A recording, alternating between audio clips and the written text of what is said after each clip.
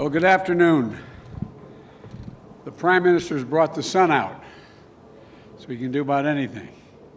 Mr. Prime Minister, thank you for being here. It's been my pleasure to welcome Prime Minister Suga to the White House. This is our first in-person meeting here, the first head of state that I've asked in my administration to come to the White House. Yoshi, thank you for making the long trip to Washington. We've already met several times virtually at a G7 meeting and a Quad Leaders Summit, but I greatly appreciate the chance to spend time with you in person and to exchange our ideas face-to-face. There's no substitute for face-to-face discussions. We are still taking COVID precautions, being careful, but our commitment to meet in person is indicative of the importance, the value we both place on this relationship between Japan and the United States, this partnership. We had a very productive discussions today. When nations as close as ours get together, we always look for operations and opportunities to do more, and today was no exception. So Yoshi, you'll probably be seeing a lot more of me in the future. And today, Prime Minister Suga and I affirmed our ironclad support for U.S.-Japanese alliance and for our shared security. We committed to working together to take on the challenges from China and on issues like the East China Sea, the South China Sea, as well as North Korea, to ensure a future of a free and open Indo-Pacific. Japan and the United States are two strong democracies in the region, and we're committed to defending and advancing our shared values, including human rights and the rule of law. We're going to work together to prove that democracies can still compete and win in the 21st century. We can deliver for our people in the face of a rapidly changing world. So today, we're announcing a new competitive and reliance partnership, CORE, between Japan and the United States that will enhance our ability to meet the pressing challenges of our time, together meet those challenges. Top of our agenda is, of course, getting the pandemic under control and helping our friends and neighbors throughout the Indo-Pacific region to recover. Earlier this year, we, together with India and Australia, launched a landmark Quad vaccine partnership to expand the manufacturing of COVID-19 vaccines and assist countries throughout the region with vaccination efforts. And we agreed to enhance our support for global vaccination efforts through the ACT Accelerator and COVID facility. We're also going to do more beyond this pandemic to advance longer-term goals for health security, reform of the World Health Organization, and establishing a new partnership on health security to build better preparedness for the next pandemic, because there will be others. Secondly, Japan and the United States are both deeply invested in innovation and looking to the future. That includes making sure we invest in and protect the technologies that will maintain and sharpen our competitive edge. And those technologies are governed by shared democratic norms that we both share. Norms set by democracies, not by autocracies. So we're going to work together across a range of fields, from promoting secure and reliable 5G networks to increasing our cooperation on supply chains for critical sectors like semiconductors, to driving joint research in areas like AI, genomics, quantum computing, and much more. Thirdly, our nations are committed to taking aggressive action to meet the threats of climate change. Next week, I'll be hosting the Climate Leaders Summit, which Prime Minister Suga also plans to attend, thankfully, to rally key nations of the world to making ambitious climate commitments in the lead-up to Glasgow Summit later this year. Japan and the United States are both committed to achieving net zero emissions by 2050, and we know to do that will require setting and meeting our 2030 goals. And we'll work together to advance clean energy technologies and help nations throughout the Indo-Pacific region especially developing countries, develop renewable energies and decarbonize their economies. And finally, both Prime Minister Suga and I value the incredible partnership that exists, not just between our governments, but between the Japanese people and the American peoples. Last month, we jointly marked the 10th year anniversary of the earthquake, tsunami, and nuclear disaster that cost so many lives in Japan. I visited that area shortly after it happened.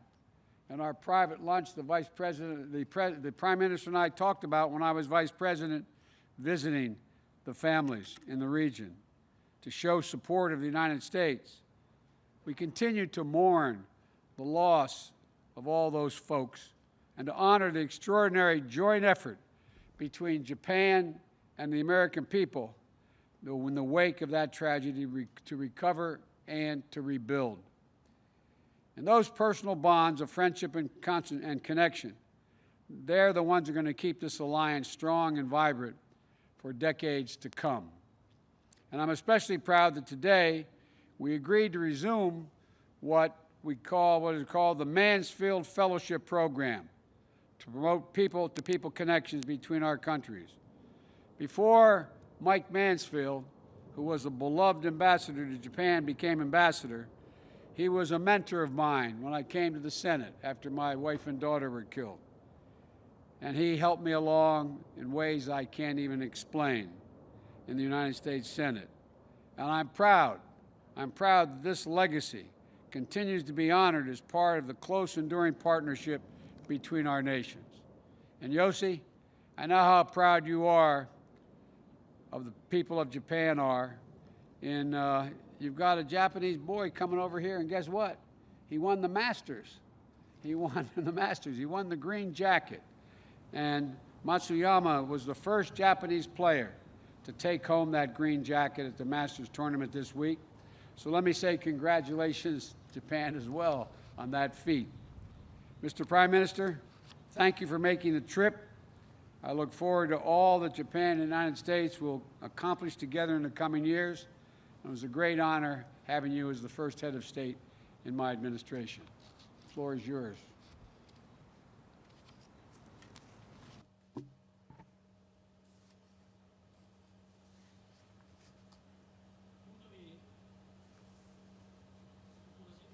It is truly a pleasure to be here in person visiting Washington, D.C. I would like to thank President Biden and Vice President Harris, who have welcomed me so warmly. I also wish to extend my gratitude to all the members of the U.S. government who have worked to prepare for this occasion. The United States is Japan's best friend. Japan and the U.S. are allies that share universal values such as freedom, democracy, and human rights.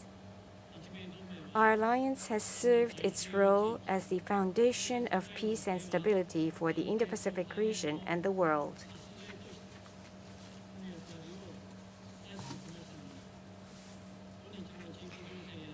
In light of the current regional situation and the severe security environment, the importance of our alliance has reached new heights. Based on such common recognition, at today's summit, we engaged in far-reaching and candid exchange of views on each other's political principles, challenges faced in each of our nations, our common vision, and other matters.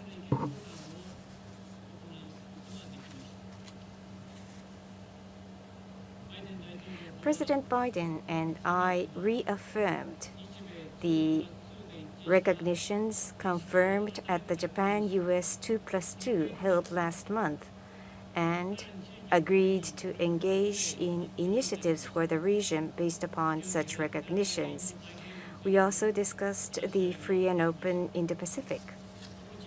We agreed that while Japan and the U.S. will take the lead to promote the vision through concrete efforts, we will also cooperate with other countries and regions, including the ASEAN, Australia, and India.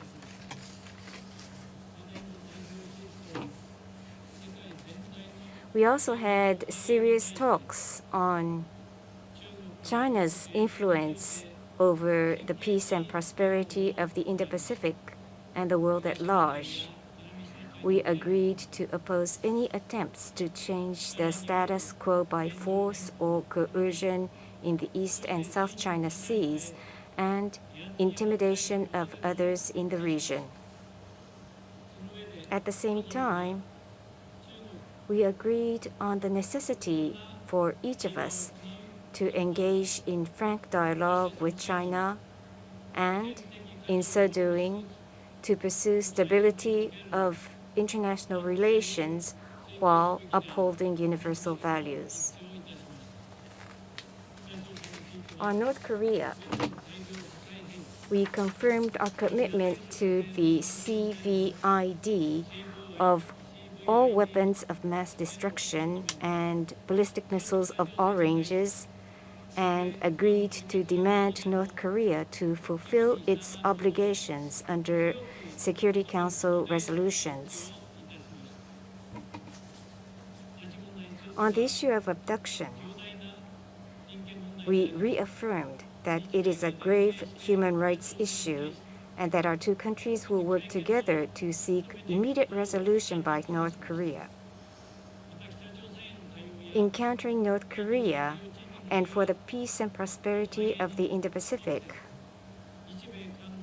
both of us recognize that trilateral cooperation, including the ROK, has never been as important as today, and agreed to promote such collaboration.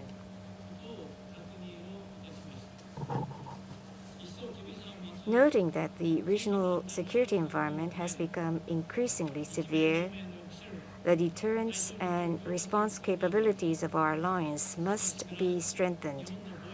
I conveyed my resolve to reinforce Japan's defense capabilities while President Biden again demonstrated America's commitment to the defense of Japan, including the application of Article 5 of the Japan-U.S. Treaty of Mutual Cooperation and Security for the Senkaku Islands. We also agreed to accelerate the review underway between our two countries on the specific means to strengthen our alliance.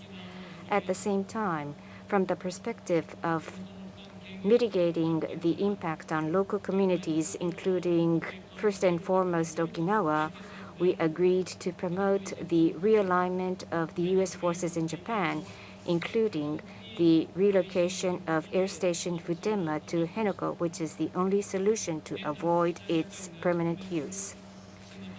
In responding to the unprecedented crisis faced by the international community, such as COVID-19 and climate change, Japan and the U.S. are mutually indispensable partners.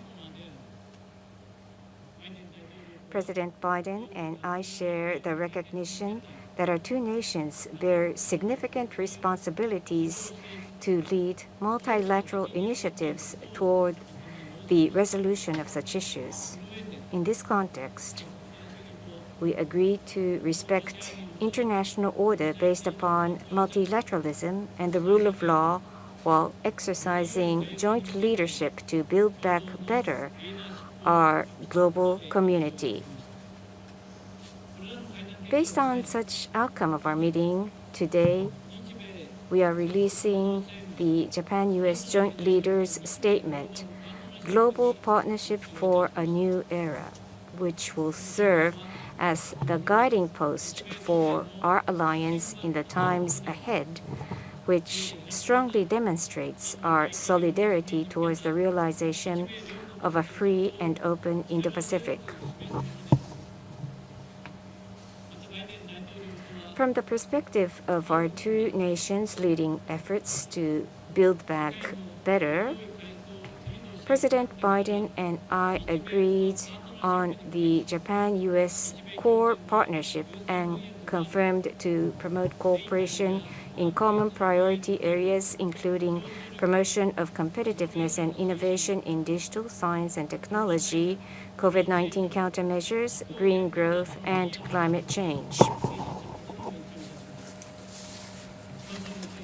On competitiveness and innovation, Under the recognition that digital economy and new technologies in particular will bring about social transformation and huge economic opportunities, we have agreed that Japan and the US will work together on the promotion of R&D on various areas, including digital area and others. Regarding response to COVID-19, from short-term responses to longer-term efforts, including the preparations for future similar incidents, we will work on the promotion of multi-layered cooperations regarding the overall supply of vaccines and the reinforcement of Japan-US public and private cooperation in the area of global health. We confirmed that cooperations between our governments will continue.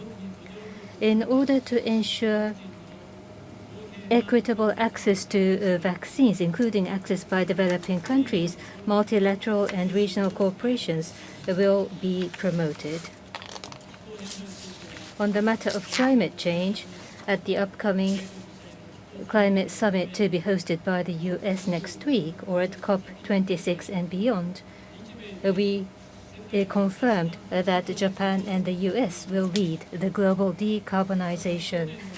In order to further strengthen cooperation in areas such as the implementation of the Paris Agreement, clean energy technologies, or decarbonization transition of developing countries, I agreed with President Biden to launch Climate Partnership on Ambition, Decarbonization, and Clean Energy. Under these initiatives, I wish to give impetus to concrete and comprehensive Japan-US cooperations. I discussed the increase of discriminations or violences against Asian people across the US with President Biden and agreed that discrimination by race cannot be permitted in any societies. We agreed on this regard. President Biden's comment that discriminations and violences cannot be allowed and that he firmly opposes was extremely encouraging for me, and I have renewed my confidence in American democracy once again. I told the President about my determination to realize the Tokyo Olympic and Paralympic Games this summer as a symbol of a global unity. President Biden once again expressed his support for this determination. Japan is listening to and learning from WHO and experts, doing everything possible to contain infection and to realize safe and secure games from scientific and objective perspectives. We will do our utmost in our preparation. Freedom, democracy, human rights, rule of law. As we firmly defend and uphold these universal values that Japan and the US share, I look forward to the actual implementation of the outcomes of today's significant meeting and to realize a free and open Indo-Pacific by further collaboration and deeper cooperation with Joe. I once again express my heartfelt gratitude for the kind invitation. Thank you. Now we'll each take a few questions, and I'll begin by recognizing the Associated Press. Amir, you have the first question. There you are. Thank you, Mr. President, and thank you, Mr. Prime Minister. Mr. President, in your last press conference, you said successful presidents prioritize and that you were focusing your agenda on one thing at a time. And I'd like to just ask you, what would you say to many of Americans who voted for you about the legislative progress on gun control and police reform, having to wait while you pursue infrastructure? Given that we continue to see these incidents with mass shootings and also police-involved shootings, including the incident that a lot of us saw in Chicago most recently. Do you feel any need to reprioritize your agenda? I've never not prioritized this. No one has worked harder to deal with the violence used by individuals using weapons than I have. I'm the only one ever to have passed an assault weapons ban. I'm the only one that ever had a 10-year ban on assault weapons and clips of more than 10 bullets. Immediately upon us becoming in office, having an attorney general, I asked him to put together the things I could do by executive order, including dealing with new guns that can be made, you can buy in pieces and put together, and other initiatives. I strongly support the universal background checks, which I continue to push. The Congress has to step up and act. The Senate has to act. And I strongly support and continue and never stop supporting the ban on assault weapons and magazines that hold more than 10 bullets. It doesn't mean that I can't also be working at the same time on the economy and on COVID. But it's not a question of my being able to set the agenda in the Senate as to what they will move to first. And so I continue, and I strongly, strongly urge my Republican friends in the Congress who even refuse to bring up the House-passed bill to bring it up now. This has to end. It's a national embarrassment. It is a national embarrassment what's going on.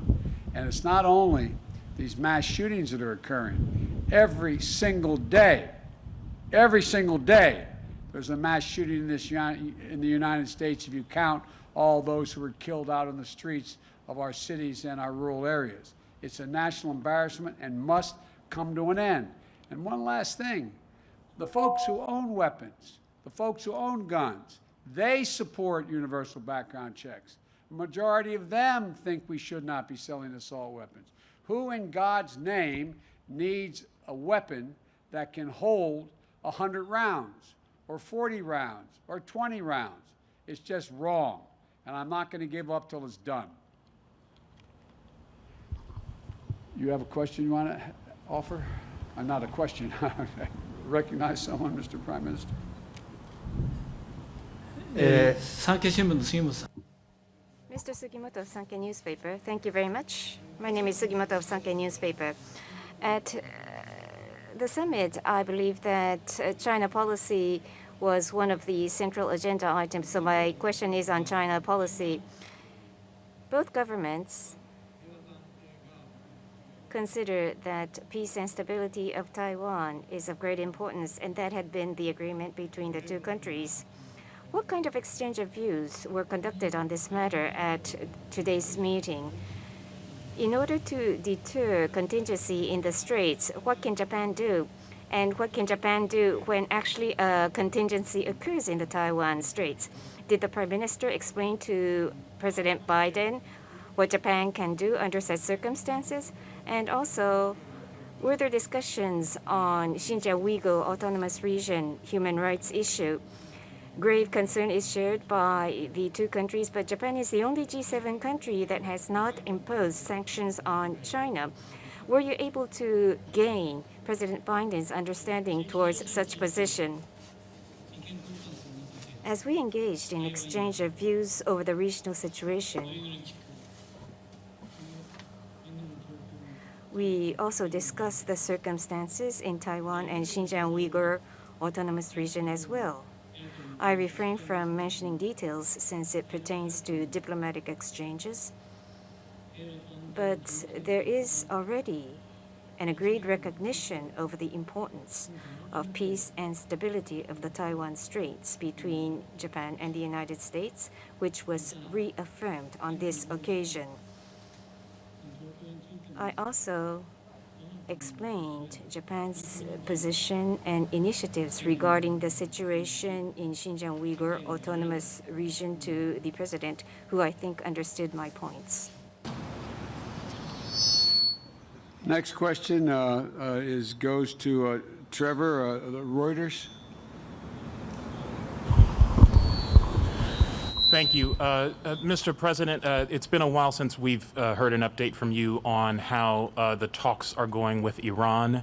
How are they going, and do you regard their decision to enrich to 60% as a step backwards, as a sign that they aren't serious about those negotiations? And for the Prime Minister, just a question on whether it's irresponsible to move forward with the Olympics when you have public health experts telling you that Japan is not ready to do so. Thank you. Let me respond to the Iran question. We do not support and do not think it's at all helpful that Iran is saying it's going to move to enrich to 60%. It is contrary to the agreement. We are, though, nonetheless, pleased that Iran has continued to agree to engage in discussions, in direct discussions with us and with our partners on how we move forward and what is needed to allow us to move back into the JOPCA so that we're part of it again, that we should have never gotten out of, in my view, without us making concessions that we're just not willing to make. And so the discussions are underway. I think it's premature to make a judgment as to what the outcome will be, but we're still talking.